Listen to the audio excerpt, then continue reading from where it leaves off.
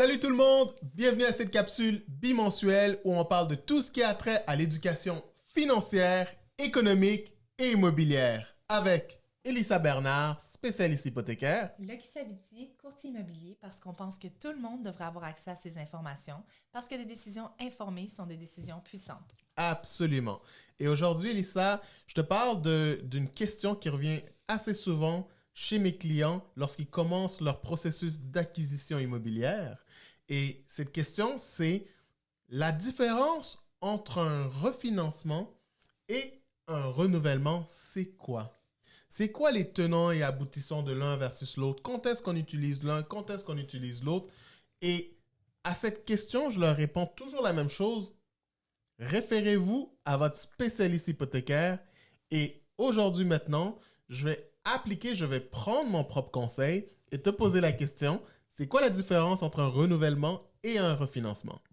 Mais c'est vrai que c'est un bon conseil parce que c'est des termes qui reviennent beaucoup dans le monde hypothécaire et de comprendre à quel moment justement ça s'applique à nous, ça nous permet de prendre des bonnes décisions. Donc, qu'est-ce qu'un renouvellement? Un renouvellement, on va rester avec notre prêteur actuel.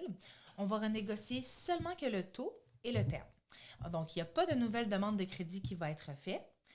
Au contraire d'un refinancement qui, lui, nous permet d'accéder à l'équité. Donc, la valeur qu'on a accumulée dans notre propriété. On va négocier une nouvelle convention hypothécaire complètement qui va aller rembourser le prêt hypothécaire qu'on a actuellement. Donc, on ne va pas juste changer le taux ou le terme dans ce cas-ci. On peut changer le capital qu'on va avoir emprunté, le type de produit qu'on a, la banque avec qui on fait affaire. Et ce n'est pas toujours nécessaire d'attendre à l'échéance ou au renouvellement pour faire un refinancement. Au fil des ans, avec l'appréciation du marché, en plus des paiements qu'on va faire, ça va nous permettre de débloquer de plus en plus de valeur. Et au Canada, c'est possible d'aller refinancer jusqu'à 80% de cette valeur-là.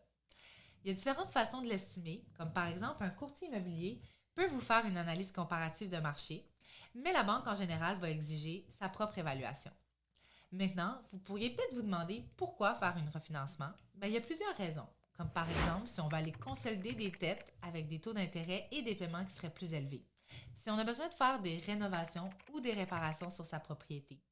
Si on a besoin de faire un achat important ou même pour prolonger l'amortissement pour réduire les paiements de notre hypothèque dans le cas où les taux seraient plus élevés.